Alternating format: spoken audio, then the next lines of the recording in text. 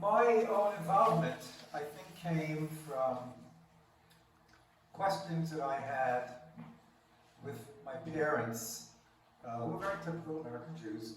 I said, what did you know during the Shoah? And they said, listen, we didn't know, and when we knew, we felt powerless.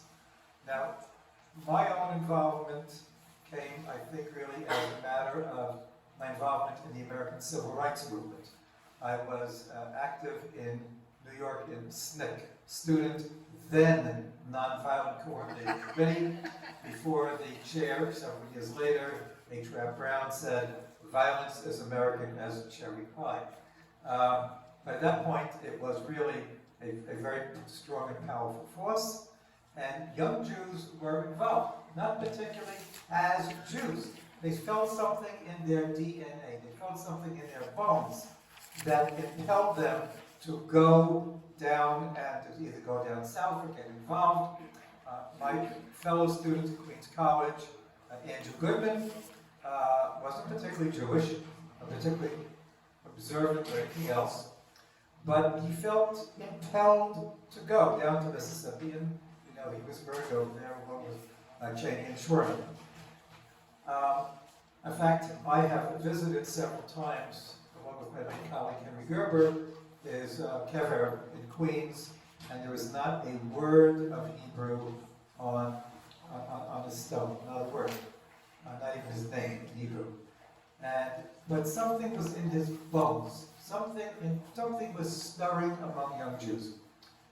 In 1964, I was a political science sophomore at Queens College, and I had read an article in Foreign Affairs magazine called The Status of Jews in the Soviet Union, by a gentleman named Mr. Moshe Richter, who was the editor of the New Leader, if I remember correctly, a leftist publication.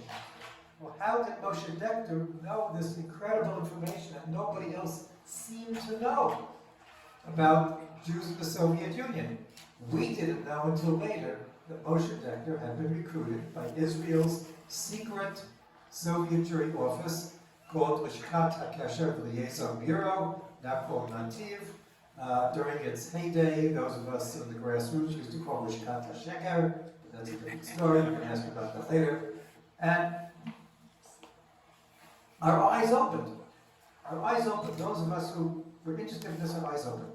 Meanwhile, a gentleman named Yaakov Birnbaum had come over from England. Yaakov grew up as a child in Nazi Germany. His family was able to flee to England. Yaakov's father, a scholar, was, among his other things, was a censor during the Second World War, and would not be able to speak of all the things that he had to censor and this terrible news that was coming in from Europe. Yaakov's grandfather was the famous Natan Birnbaum, who coined the term Zionism, actually coined the term Zionism, before he became a member of Aguda. And then also that afterwards sort of subscribed to the Ugandan plan. Okay, but Yaakov had this burning desire in him to save the remnants of Jews who were left in the former Soviet Union.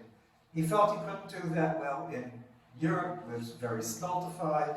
America was more open. He came to the United States. He rented an apartment near Yeshiva University. He actually stayed in an apartment of somebody else, a person who was a librarian at YU, and used to haunt the halls of the dormitories at YU, telling them, Soviet Jews, Soviet Jews, Soviet Jews. What do they know? Soviet Jews. This guy with a goatee and a funny accent, was coming to talk about Soviet Jews. Okay, finally, towards the end of 1963, a group of survivors and other Zionist revisionists had a meeting, what to do to help Soviet Jews. Yaakov was there, a group of us came, I don't remember actually how I got there, a group of like-minded people came, and we met and we said, we have to do something on a student level.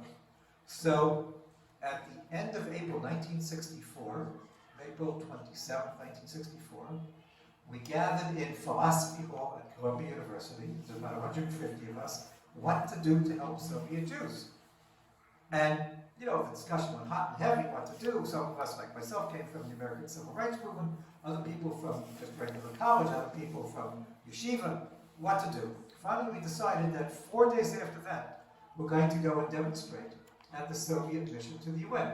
What was 4 days after that? It was May Day. A good way to help celebrate May Day. And Lenore, raise your hand, my holy wife, was there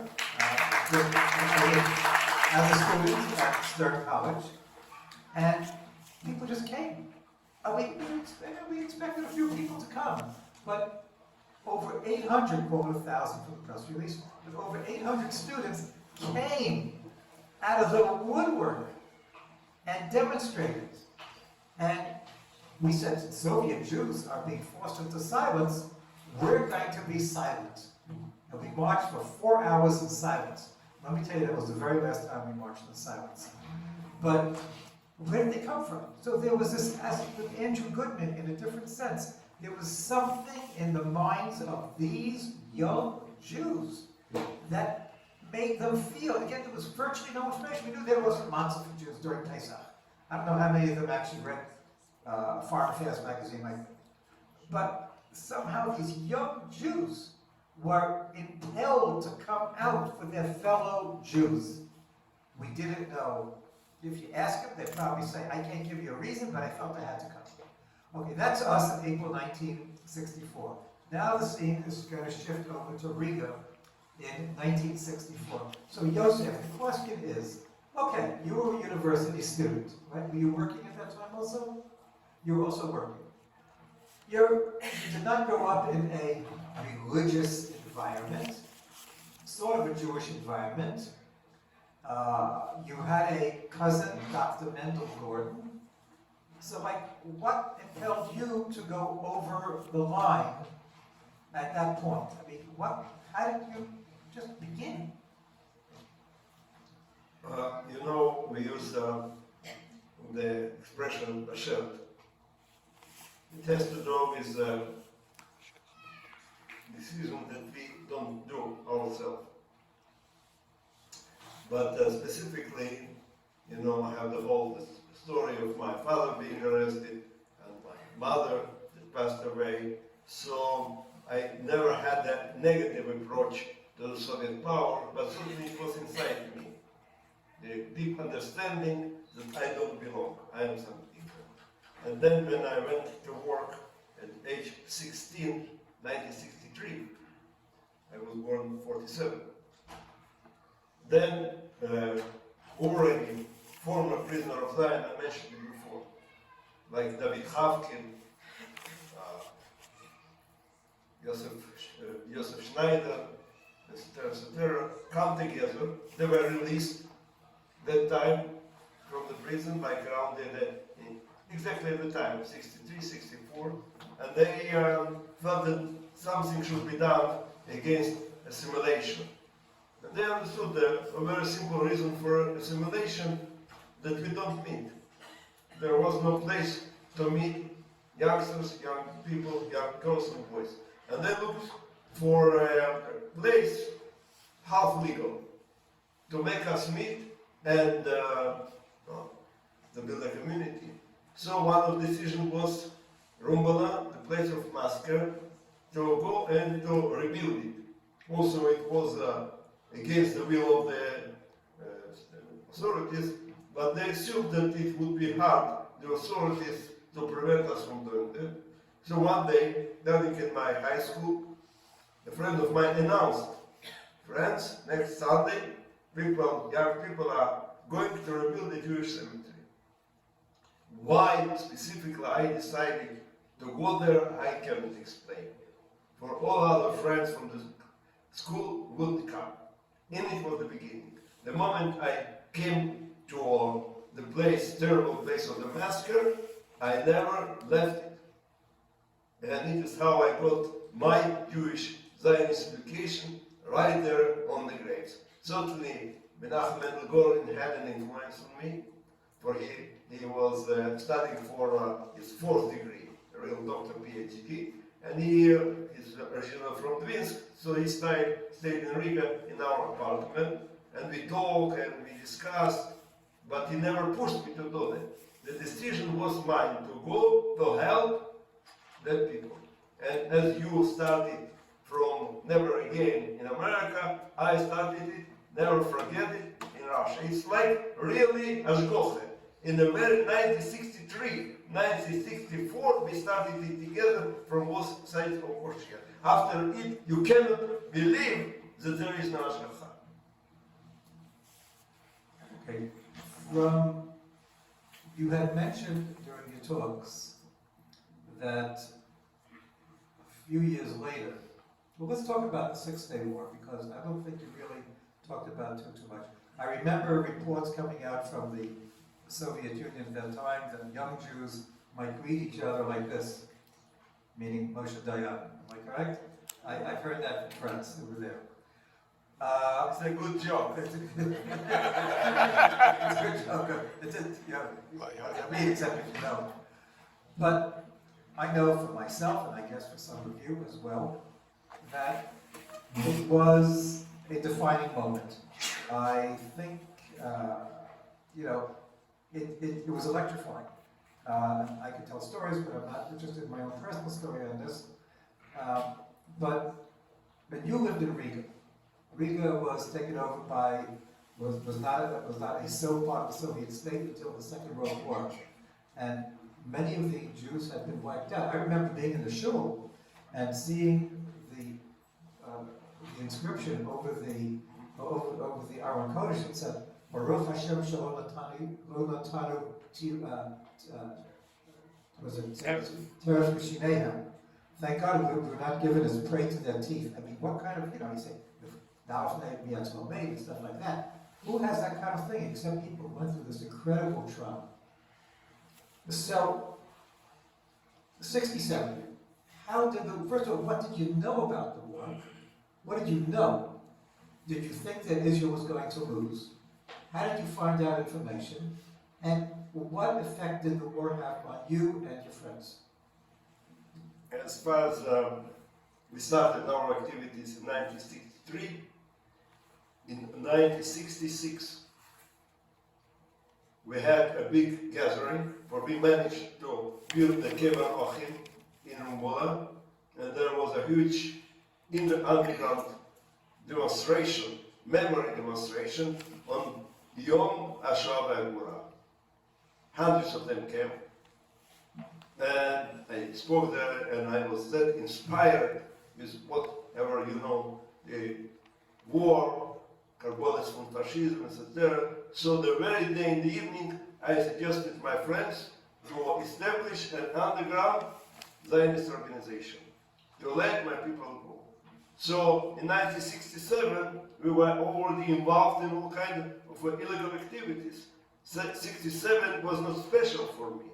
And you asked what the sources of information. We listened to Kol Israel, in Voice of America, Liberty. It means my father was at that time retired, so he had time. He would go all the day, the Slam, right? Mafrim, Vasim Brash. Yeah. So you can move. Jamming, right. So my father had enough time to move the moment they jam Voice of America, he will move to something, Call Israel from Yerushalayim, and then you move to Russian language and Liberty. It's enough sources. We did know everything.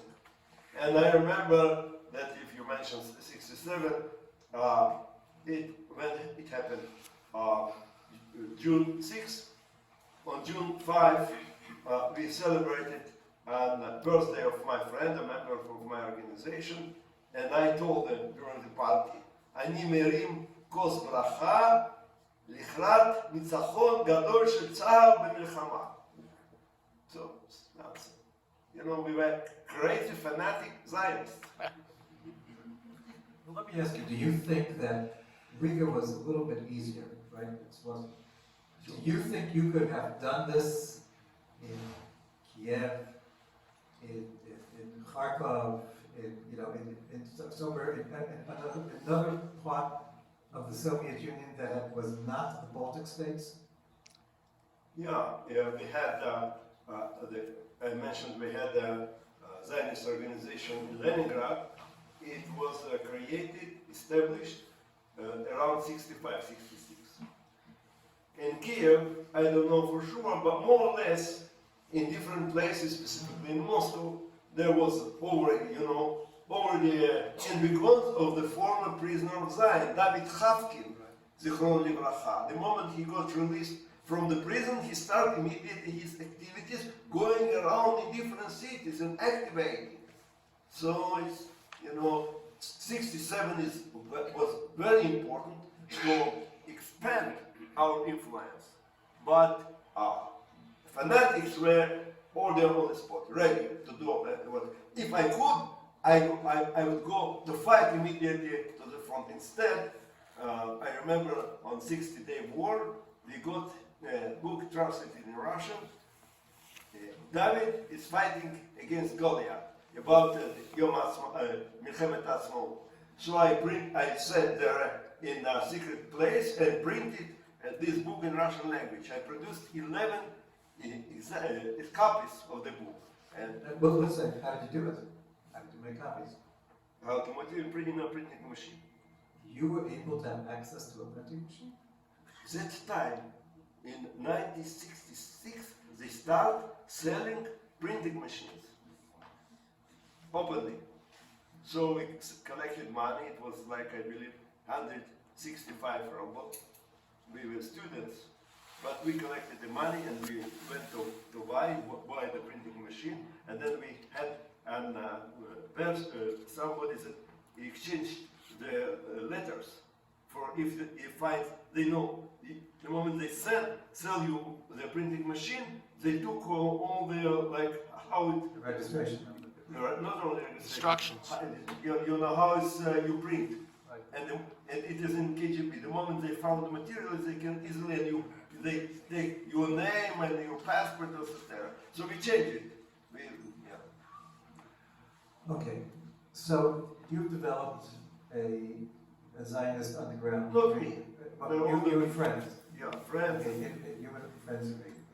Okay, you've talked about some other places. You mentioned during your talk that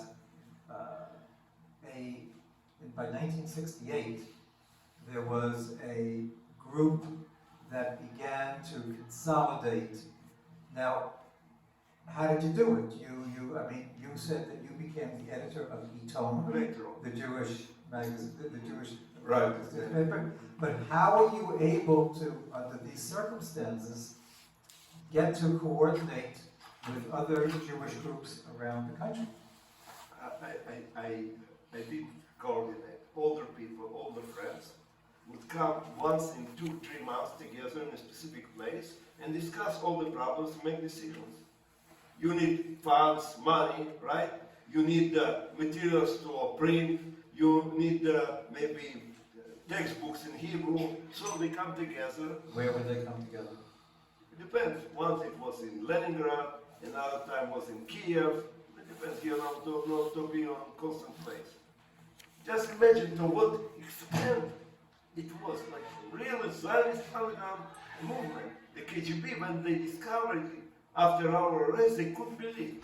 They thought that's only Jews are able to establish in the end of the Soviet power an underground nationwide. We have to be proud of that, So let me ask you, your own personal experience. So when did you travel to any of these meetings? Did you travel to any of those meetings? No, I traveled to meetings of, there were 2 more editors, so we would come together and discuss the portfolio of our edition. Well, okay, so first of all, what kind of articles were produced? Were they originals? Were they translations? And how would you make copies? And how would you disseminate copies of each other? One source was foreign journalists. It was a special kind of connection between the opponents of Soviet regime, dissidents, Jewish, that would stay in touch, in close touch with foreign journalists.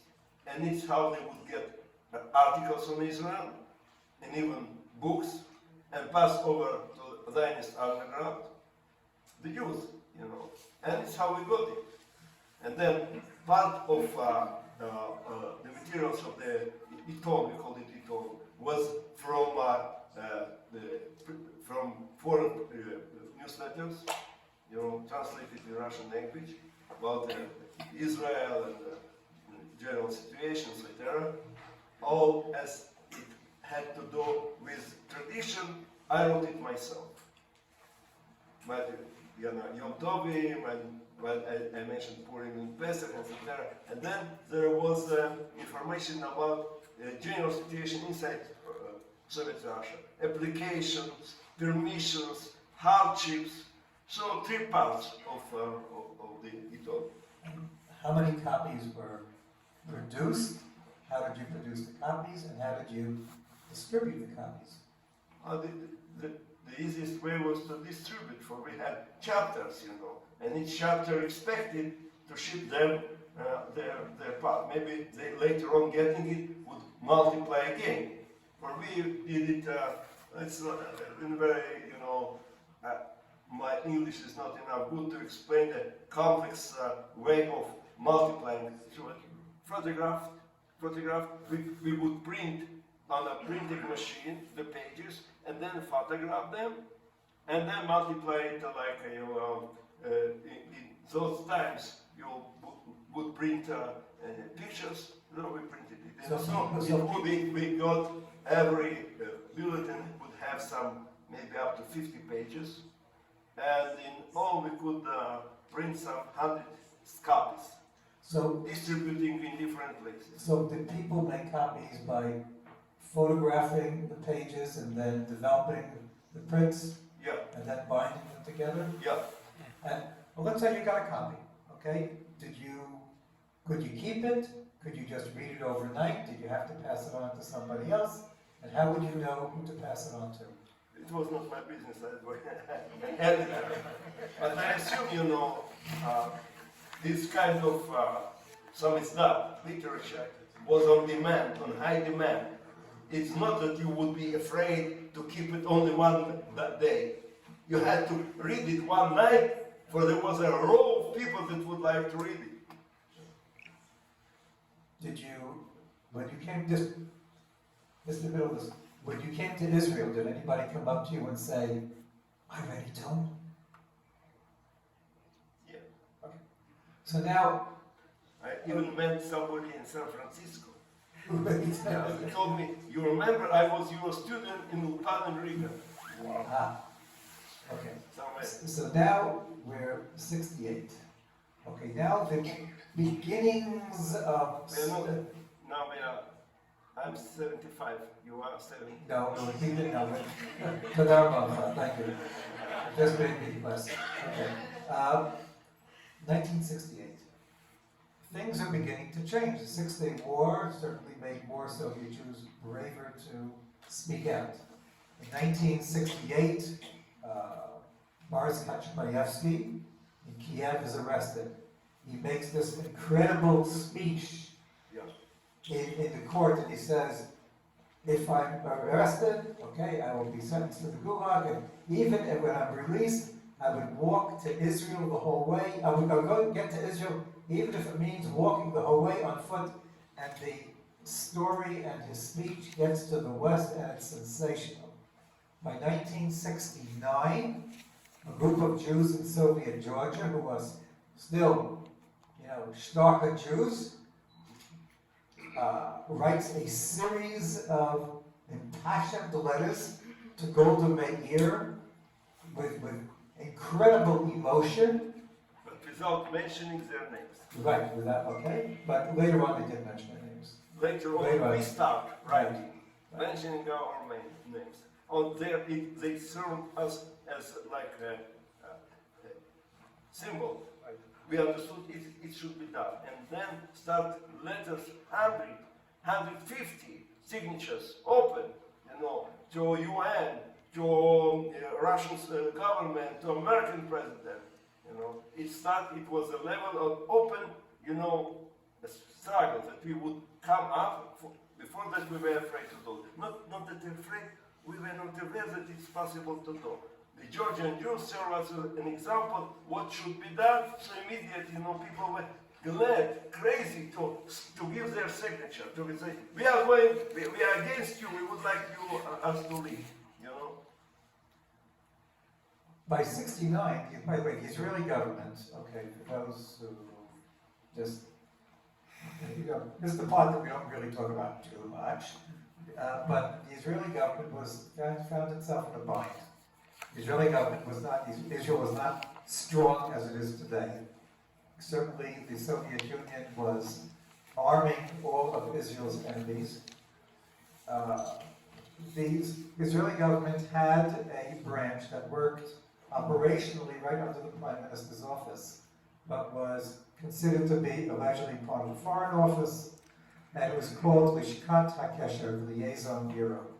It was a semi-secret, or they wanted to keep it completely secret, but they couldn't, office, made up mostly of guys who had been involved in Aliyah Ben, illegal immigration of Jews to Palestine, who knew how to operate clandestinely, quietly, with one person knowing only what he knew, only what he had to know, and a lot of those people becoming members of the Mossad. One of the people who we dealt with a lot was a person named Yosef, who was a founder of Kibbutz Kfar Blum. Nehemiah was originally, you told me, from Estonia, and Nehemiah was part of the socialist mentality of the Israeli government. And they were used to just quiet, secret work, but not only that, but in the Israeli bureaucratic mentality, you do what we tell you to do, and we know better than you. And the Lishkat HaKesher, was pushing for quiet. Nehemiah Levin himself had worked in the Israeli embassy in Moscow until he was thrown out for meeting Soviet Jews. Yeah. On the other hand, there was this tremendous push once the word of the Georgian families got word. Golda Meir then, after originally telling a group of Jews from Latvia and other places, a year or two before, she said to them, when they said, speak out, she said, put 7 locks on your mouth. But Golda Meir, by 1969, read the appeal of these Georgian Jews in the Knesset, and again, it was a sensation. Well, he was compulsed. Okay, now I'm going to get to that a little bit later, because Kahana and others is an issue about us in the United States, but I want to get your sense of how you progressed. Okay, by 69, it seems to me there was a group of Jews in Leningrad and in Riga who were thinking about taking a plane to leave, not just getting tickets to Israel on a flight, but stealing a plane. But it seemed, if I recall, that the original plan was to go on a jet plane, 60 or 80 people, buy up all the seats, and take over the plane in the middle of the air. It was a real hijacking at a time that many other hijackings were taking place, especially against Israel. So, first of all, how crazy was that idea? Do you think the KGB knew? And why didn't that plan take place? Well, I told about it yesterday. It's obvious.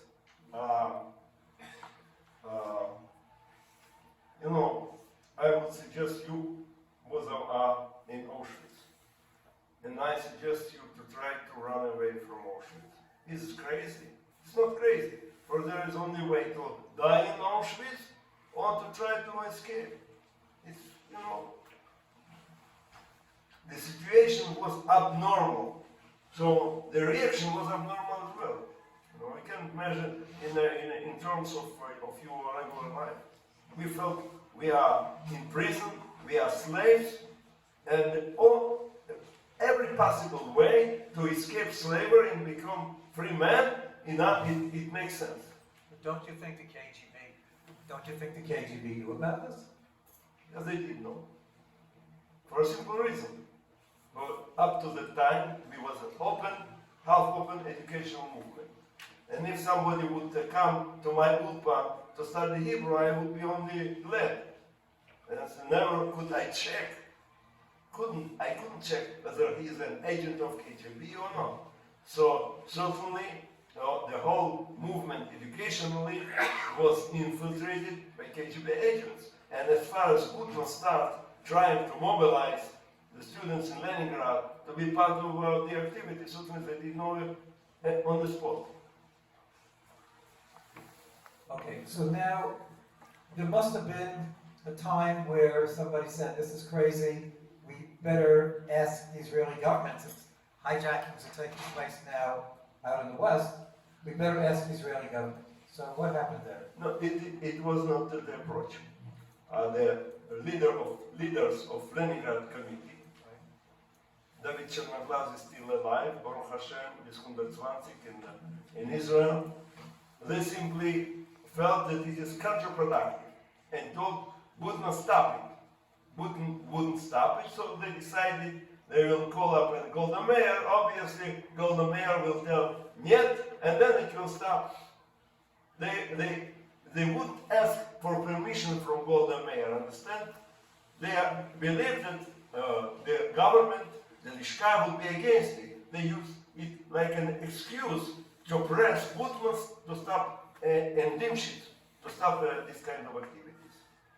Okay, I remember that I had interviewed a person who was then a young Norwegian Jewish student and who had gone in and brought the word out, brought the question out, should we hijack a plane, and how do you get the answer back in? Ronnie Aronson. Ronnie Aronson, Dr. Ronnie Aronson. And the question then, how do you get the word back in? So the question was, well, should this woman take her certain medication? And the answer came back in a phone call from Israel, yeah, don't take the medication. So why did you guys decide that you should continue?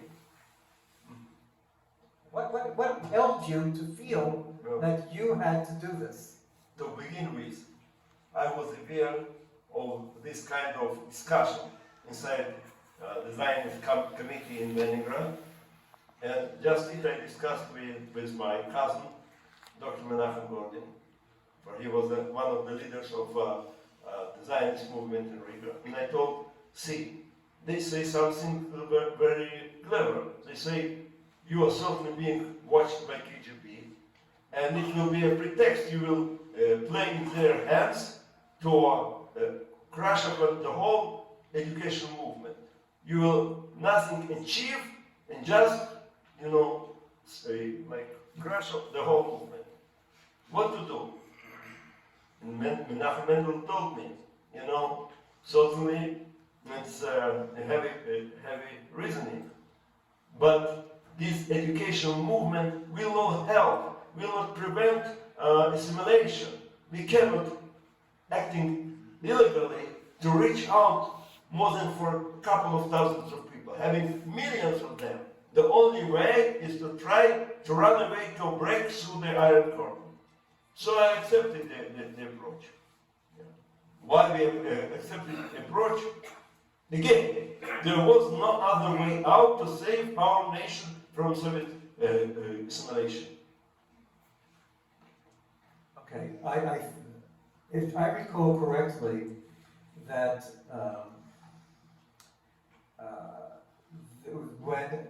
when you found, or not you, but the person who was the pilot, found incredibly, seemed miraculously, a route for a little plane of 12 seats that was flying right next to the border between the Soviet Union and Finland, and made a stop very, very close to the border, and it seemed almost miraculous.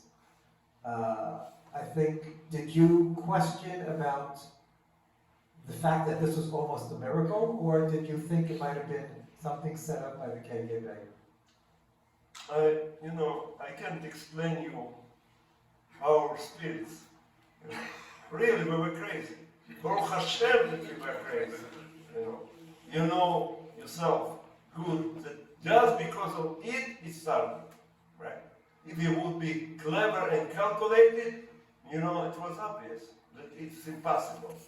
And then I discussed it with somebody, friends that I mobilized to take part in it. And before we started the operation, he told me, let's sit again and discuss again in small details. Maybe what you are planning is impossible. I told him, I'm not going to discuss it. He asked, why not? For I thought, we would like it to be possible. That's all. I can't understand it. Again, imagine you are running away from Auschwitz, from Subinjury. You are going to make all the details. There are, and then I told something. We escaped not being angry with the Soviet Union. We escaped we were in passion, in love with the state of Israel. And the love, as you know, is a very strong, gives you a very strong energy. The love to Eretz Israel, to be part of Eretz Israel. We were crazy, dreaming, what is really possible that soon we will be a part of Israel, serving an IDF. It is a dream that I was ready to sacrifice my life.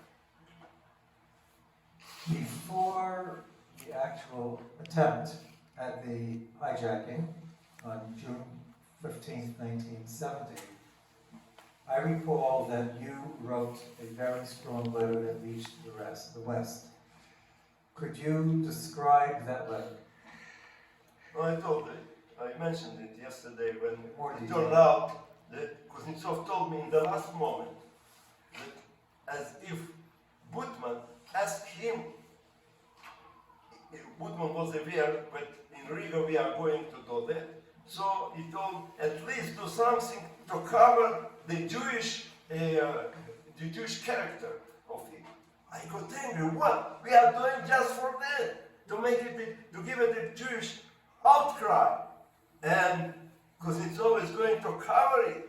And he told, I invited to do that, I invited Fedorov and Mushenko just to cover that it is not a Jewish action. So I decided I will write a declaration that will make it clearly that the only reason we are doing it, that to open the gate for Amish to go to the state of Israel. We would use the time Eretz Israel, state of Israel. So, and then I wrote it. And I went to Kuznetsov, he signed. And then Nimshitz was not around. Mostly I falsified all the signatures for all the people were already in Leningrad. Me and Kuznetsov, maybe somebody else, the two brothers of Salmanson were there, they signed it as well. I signed it for Dimshitz and for Silva, Salmanson, for everybody. It's really a crime. But that you circle of it is. Okay. You talked about the arrest. You talked about the fact that you were grabbed even before you got aboard the plane. To me, and I think to a lot of us, it was an issue of how you felt you developed as a Jew in the Gulag. You had some Jewish background. You certainly came from a Jewishly aware background. But in your talks, you're talking about Yiddishkeit as not just an ethnic understanding, but deeply held philosophical beliefs, emunah, bitachon.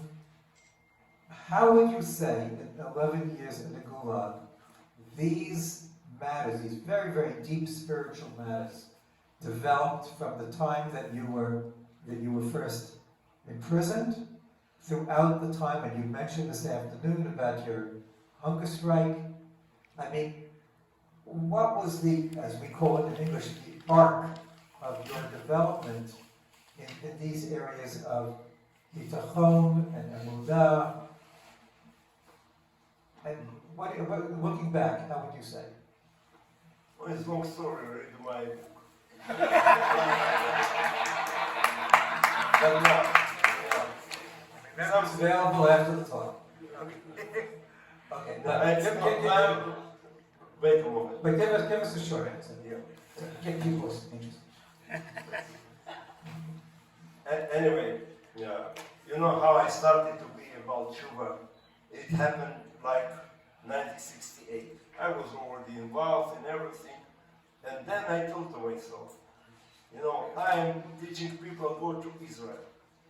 What's the meaning to go to Israel? Simply to change Latvia for Israel. It's obvious that it means to come back to our roots.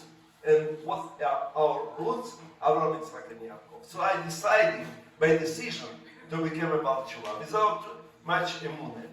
But when I went to the prison, I'm sorry to say, the God, Ribbon Shalom, told me, be strong in your emunah, it will save you. And I followed his order. That's all. The rest you can read in the book. Okay. Let's. You know, by the way, I was examined at a psychiatrical institution twice, Right. and they found me sane. Right. As part of the pre-trial situation. Let me just ask one question about the trials, and a question about the trials. Then we're going to move on to something from the outside.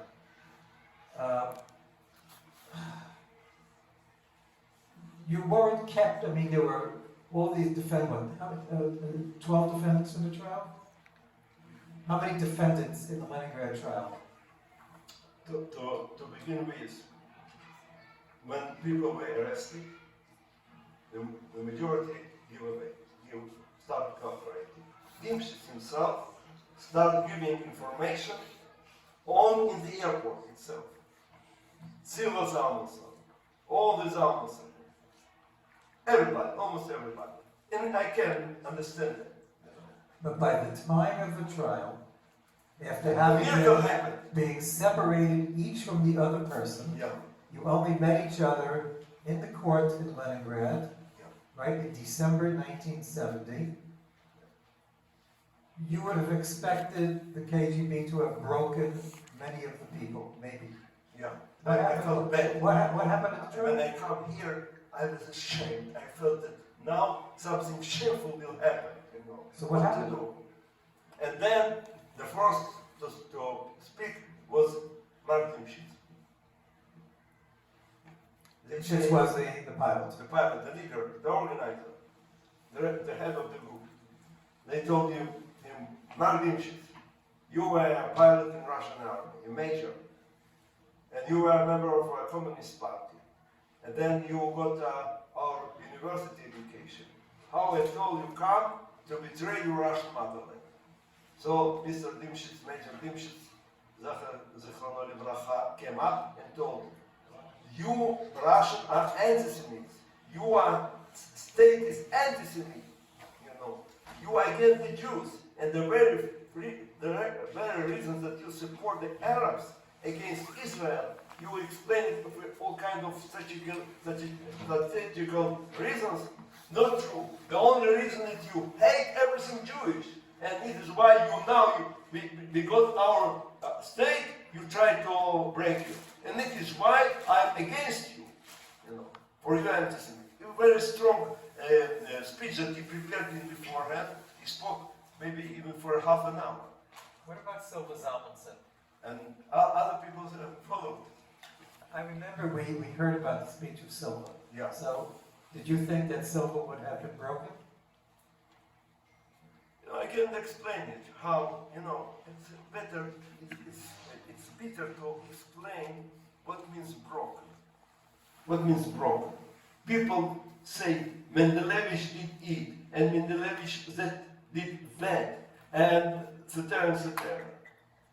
My friends are betraying me. He gave me the book, and he told me, and then, and all of a sudden, they start speaking. Good. It does come together. But I believe it was from the heaven. It was Hanukkah time. The Hanukkah made them be strong, and specifically the position of Mark Nimshit and Eduard Kuznetsov that wouldn't cooperate, you know. And then when they come together and start looking each to other, it brought them back. It brought them back to their, like, what happened half a year ago, and they come back as they used to be. It was their mistake of KGB to bring us together. They could sentence each other and has to show what will happen. Okay. Meanwhile, back in the West, a Subinjury movement was growing. This was already 6 years into the modern-day Subinjury movement. There were different strains. The Israeli government was being very cautious for obvious reasons. They felt themselves under tremendous pressure by the Soviets. They would have liked to restore diplomatic relations. What they were doing was being done quietly by the Lishkat HaKesher. Those of us who were the students, if you remember, we were out in the streets demonstrating constantly, and as more information would come out, we would be able to utilize that. December 1970, again, we didn't know in the beginning, about the trial. It wasn't like it was on NBC or CNN, that immediately after June 15th.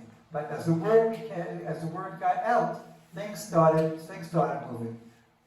During the trial, we were out in the streets in New York, as an example, in front of the Soviet mission to the United Nations. There were different approaches to the issue. What we call the Jewish establishment was working diplomatically, working from their perspective. We felt that our role was out on the streets.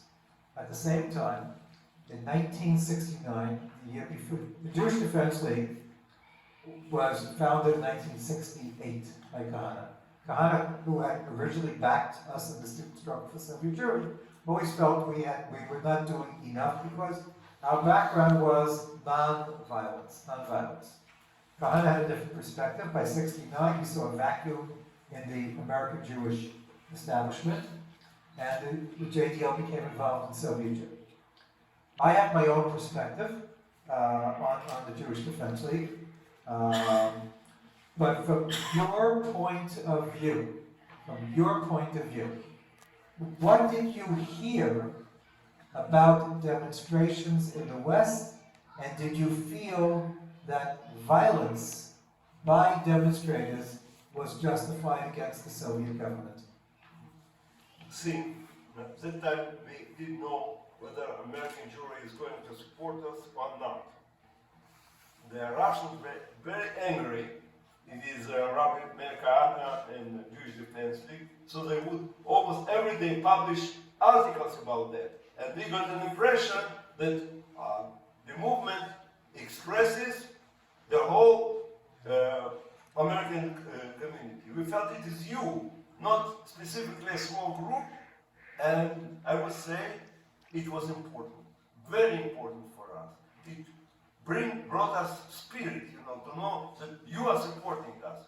Later on, it turned out that it was a small group, For us, it was the whole American Jewry. What about the violence? The Russians are showing. You understand? It's good to be violent. We couldn't be violent. So we were glad that someone in America is doing our job. I'll just tell you a little story. A guy whom I know who went to Hunter College, which was right next to the Soviet mission to the UN, was visiting refuseniks in Moscow. And they said, well, tell us about yourself. So he showed them his identification card from Hunter College. And some of the younger Jews in that particular group started embracing him. They said, why are you embracing me? He said, well, you must have been the guy who shot from Hunter College into the Soviet mission. Okay. Again, our perspective was different. Again, we came from a different point of view. When you came to Israel, you mentioned the incredible welcome you had in Israel. when you came, I remember you said, I remember when you came to Israel, you said you wanted to walk all the way from the airport to Yerushalayim. Am I correct? No. You didn't say that. I was wrong. I was misinformed. We were permitted to send a letter once in 2 months. No, this was not that. When you arrived in Listen, Israel. listen, Yeah. listen. So I mentioned to my sister in one letter that my dream is to come silently to Eretz Israel, that nobody would know that I am coming, and walk by foot, and then knock at the door and say, Shalom, I am here. That's all. Somebody understood it wrongly and decided that I'm going to make a demonstration. When I came directly from my cell, the day I was in a cell, in the evening I was already in Israel. I was altogether exhausted and overwhelmed. I was, what you would like to have? Nothing. Just let me be alone. That's all. Understand? I was like a soldier that come back from battles. What he is looking for? Just to sleep. Okay, in Israel, how did Jews coming out from the former Soviet Union develop pressure on the Israeli government to do more and develop pressure on Western Jews to do more? How did you organize yourself? It happened, when I quiet, when I come from the prison, I felt we did it. I felt we did it. And then, step by step, I understood that our struggle is not accomplished. I was approached by a group of former refuseniks that got permission to leave my time that I was released in the 80s. Richter, Zichrono Livracha, and they told Yosef, the struggle goes on. And you have to be part, you are known, you have to be part of the struggle for Soviet Jewry. So it is how I established the Information and Education Center of Soviet Jewry, like Michael Sherborne, but much more easier, we would call with the support of Union of Councils and Student Struggle, we got some budget to call everybody possible, collect information and pass it to the West. Certainly we were in Israel, we were persona non grata, not willing for. In the Lebanon would like us just to sit quiet and not to disturb and the big Israeli policies they are, they know better. So, I could listen to Yuri Stern and say, okay, I did my part of job. Now do it. I am proud that I was still as a fighter. The moment I heard and I understand what's going on in Russia, I felt I have to, it's not accomplished, I am coming back to the struggle. So up to the end of the 80s, I was inside. Okay. And I got, how we did it, we got best friends that would understand us. Union Councils of Soviet Jewry and Student Struggle, our friends, we spoke the same language, we had the same concept, and it was excellent. Okay, now you came to Israel as 33 years old? 33. 33 years old. You were single. Today, you're a grandfather of many children. How did it happen that you met Katya, your wife?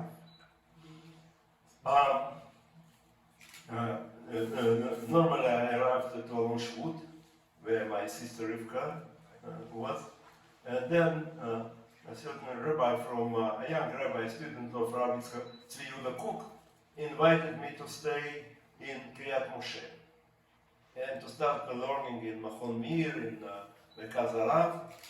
And it turned out that next, close to my house, there is a so-called group, Shomer Achi Anochi, that was established on order by Rav Tzvi Yehuda Kook to fight for Soviet Jewry. And the moment I come here, they start sending me materials on the Soviet Jewry for Israelis would write letters for me through this office. They were girls. I'm sorry to say, young, pretty girls. Imagine an old man out from prison, dry, you know. And all of a sudden, there was a beautiful girl. They knocked at the door and brought me a letter. Letters, a whole bunch of letters. But what could I do? What could I do? No, so we married, and I think in 3 months. I'm a hijacker, I'm doing everything. I decided, she told I have to think about that. I said, what think about? I decided. Yeah. Okay. What I think we need to do now is turn to a question that I think is on a lot of people's minds. We apologize for taking your time. I at least apologize. I'm not apologizing. Because I know we're all interested. And every time I speak to Yosef, I've seen him many times, I always learn something new. Okay, Ukraine is on our minds. You know, I'm sorry. It gives us possibility to continue this 120. Yeah. Okay, Ukraine is on our minds. It really is. And we, I think, that before I begin asking Yosef his opinion, have to understand that we all come from different perspectives. I was explaining to Yosef today, he said he understands this, Katya.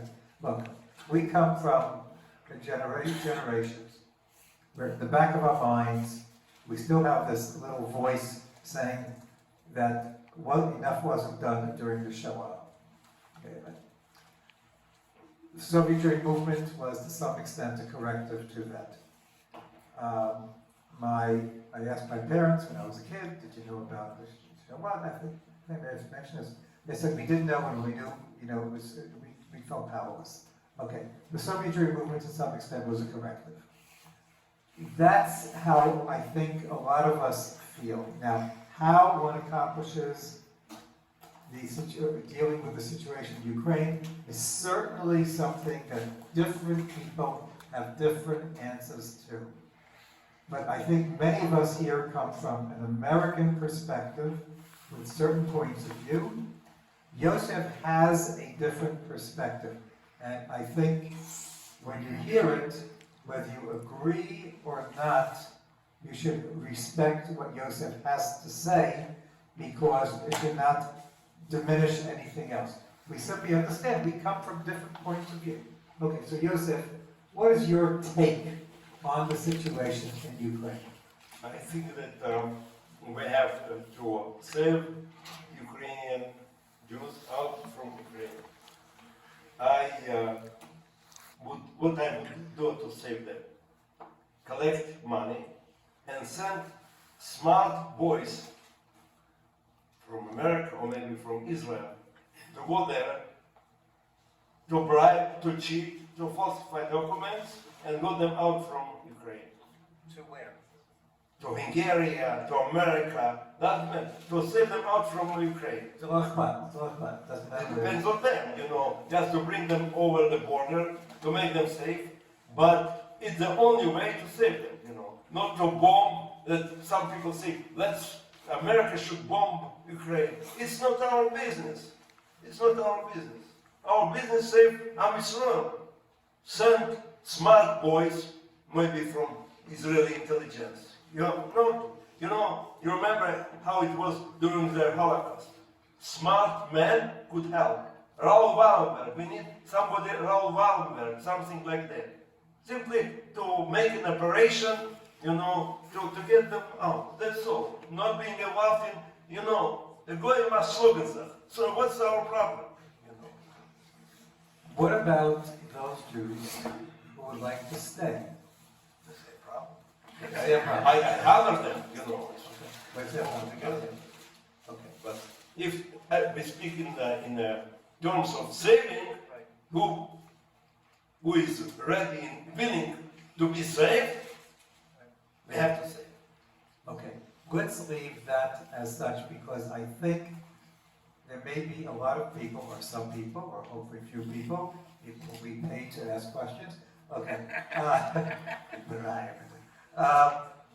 I think it's a good time now to ask Yosef's questions, and then we'll move into the book signing, in a little while. So, okay, let me raise your hand high.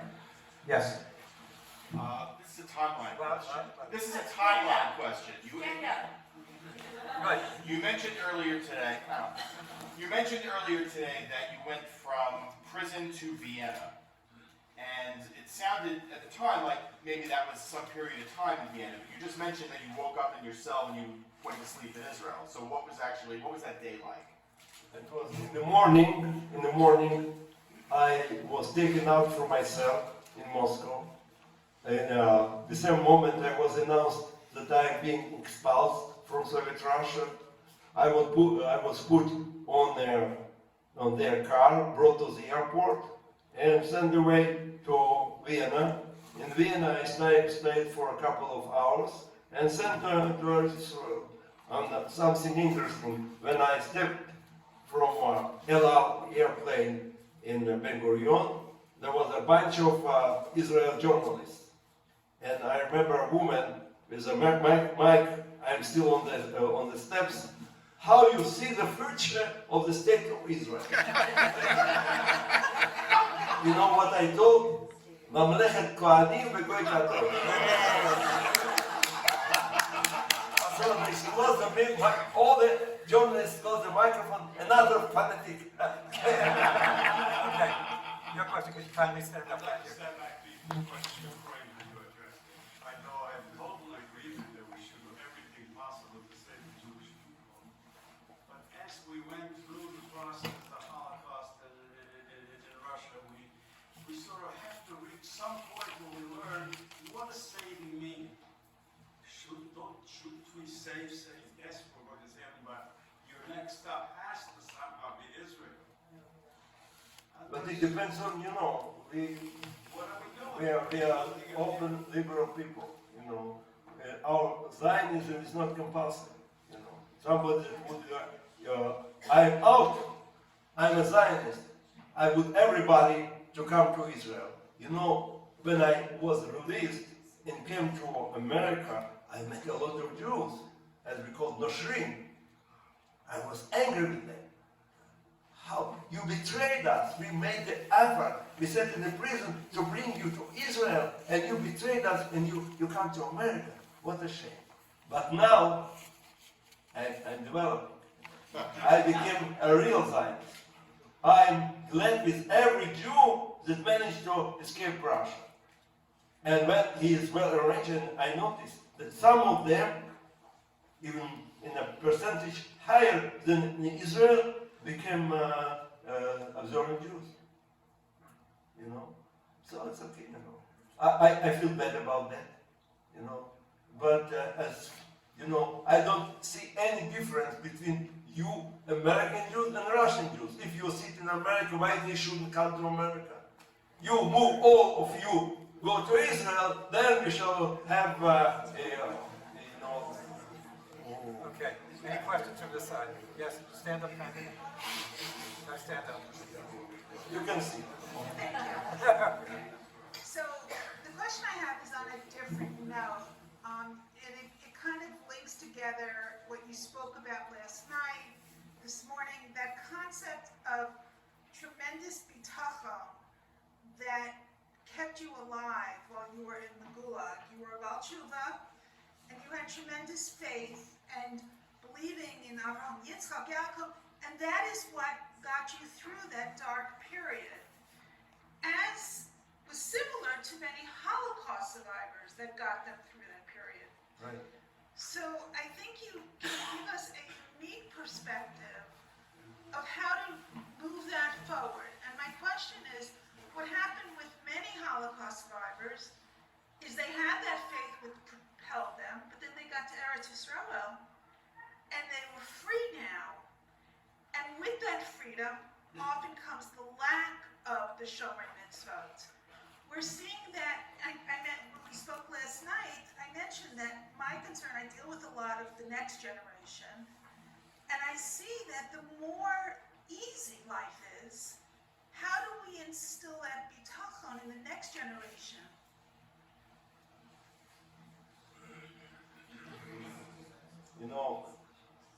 As we say in Israel, follow me. commanders in Israel, IDF, don't send soldiers.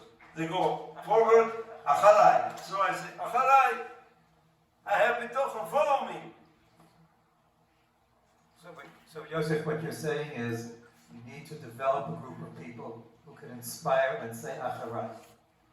Not just saying, No, I am astonished. you know, I am astonished to know that you people don't have bitochen.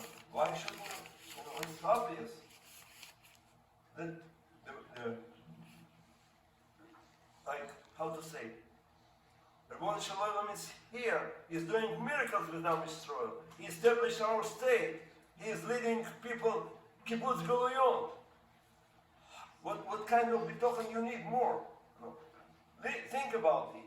You know, when I'm teaching in yeshiva, I say, previously we had to bring some evidences that there is the God, Ribbon Shalom. Right now we don't need it. It is history. It's written in the newspaper. Here, Ribbon Shalom is here. He's acting. People, open your eyes. And again, he established us the state of Israel. He brought our Goliath, 7 million, or even more, to Eretz Israel. We won all the battles.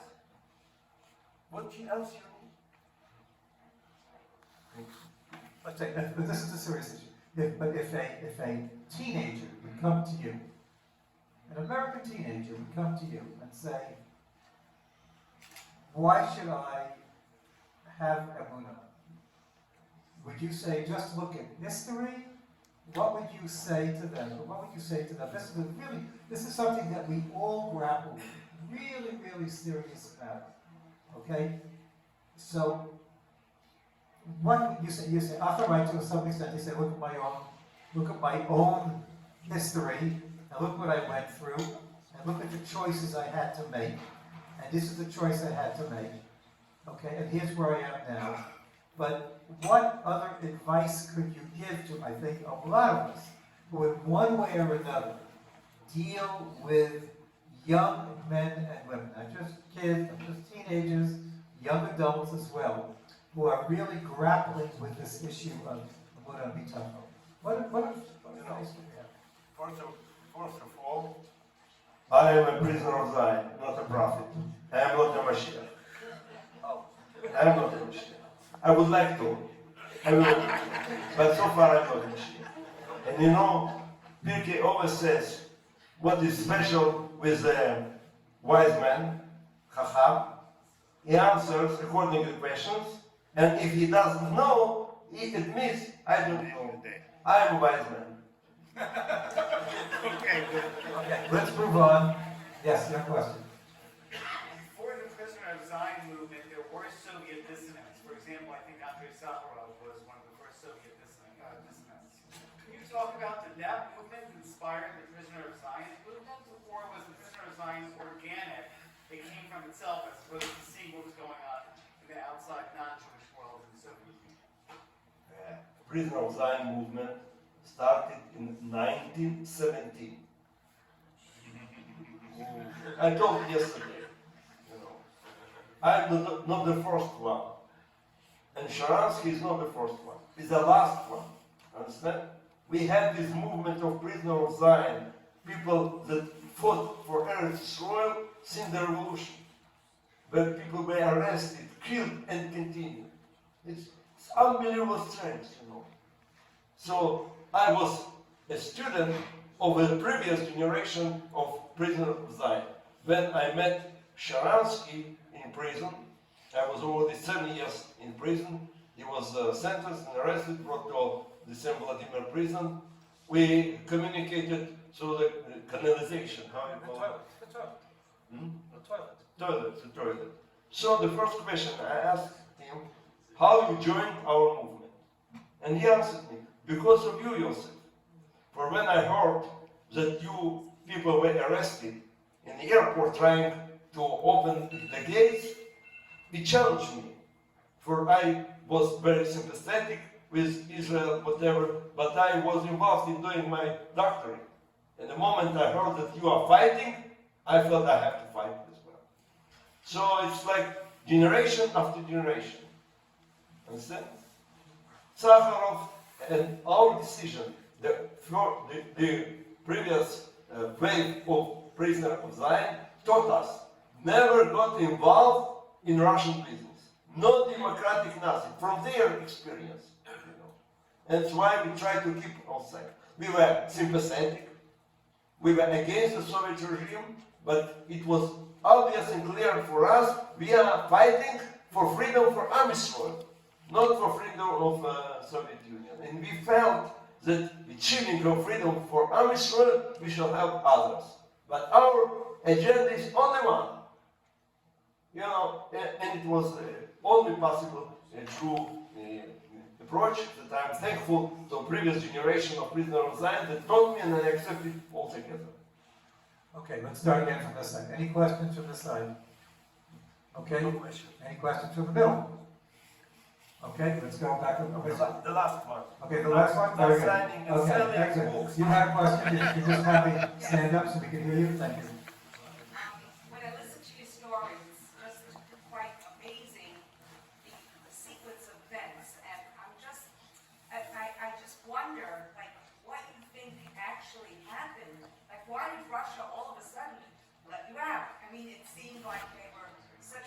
Not suddenly, because of Glenn Richter, Avi Weiss, Yaakov Mendelevich, you people that you demonstrated. So And you it was feel not- that was, that they felt the pressure and therefore... the demonstration, like Yaakov Mendelevich, Zecher Tzadikim Levracha, told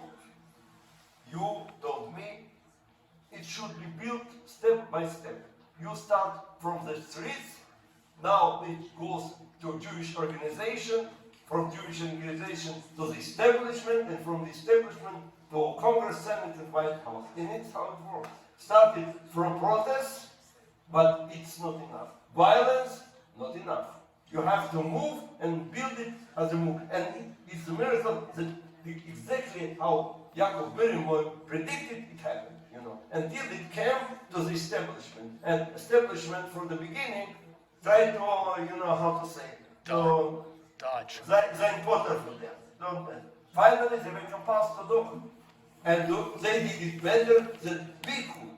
For they had to speak with presidents, the senators, and it is how it works. It's a miracle, that step by step it got up to the Senate, up to the White House. Ronald Reagan mentioned in his diary that when meeting Yosef Mendelevich, I decided I will do whatever possible to help Soviet Jews out from Soviet Russia. And there's a great photo of you, Yosef, and Avital Sharansky standing with President Reagan and Vice President Bush in the White House office. But I was invited to the White House because of National Conference of Soviet Jewry, an established organization, not your organization. That's correct. No, that's And correct. Avital asked Right. to be part of it. We provided the people power that gave the credibility for the establishment organizations. Okay, let's stop here, not because there's no more to say, but because Next time is time. moving. Until next time. Okay, Yosef is ready to sign books. Books at this point are